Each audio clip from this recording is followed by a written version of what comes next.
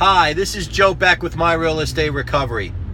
I'm often asked by investors, particularly newer real estate investors, what are the little things that I do to add to the consistency of my real estate business?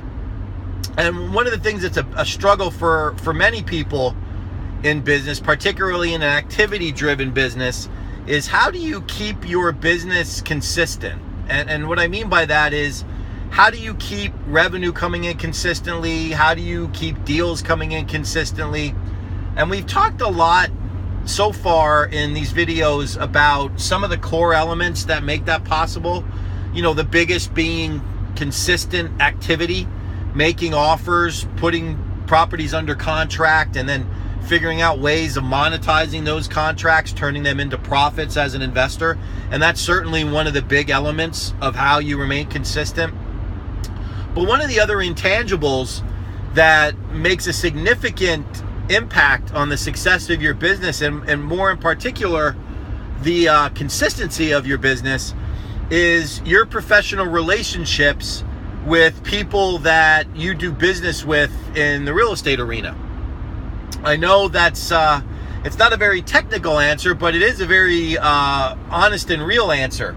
The better your relationships with the people that you do business with, your contractors, your property managers, you know, all the way down to the individual people that do very, very small things for your real estate business, the better your relationship with those people, you're going to find the more consistent your business is. And I'll give you an example of that. I was on the phone yesterday with an investor who had been following up on some of the training that we had given him and had reached out to different people that he had worked with in the past. This was an investor that had done business in the past, had done, quite a bit of business, but had recently been struggling.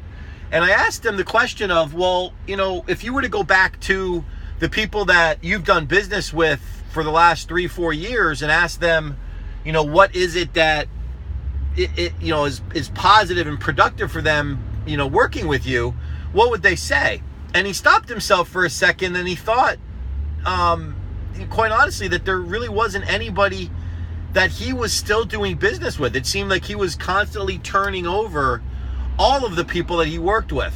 Now, I'm not saying that that's not going to happen, but he, to a person, was going down the list of people that he worked with, and he couldn't find anybody that he had done business with consistently more than a year or so.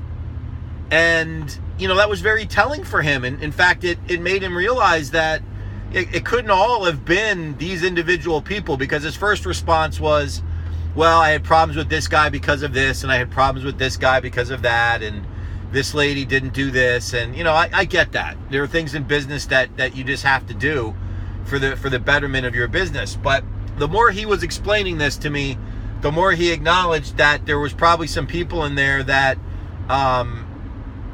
really were worth taking another look at. And I think it was not only because maybe he didn't necessarily give them a fair shake the first time, but more or less that he knew that they were productive business people. It just wasn't working at the time, and timing has a lot to do with things. So if you're a real estate investor and you're struggling with keeping your business consistent, take a long, hard look at the relationships that you've established.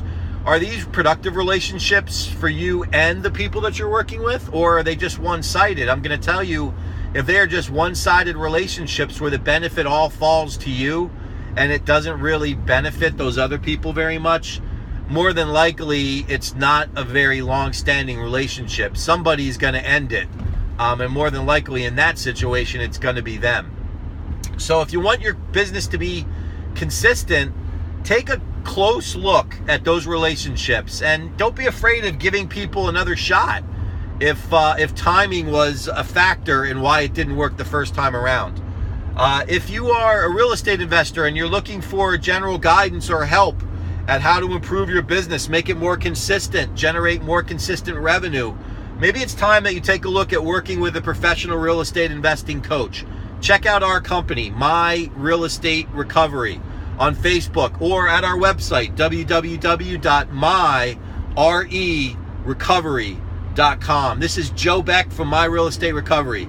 Have a great day.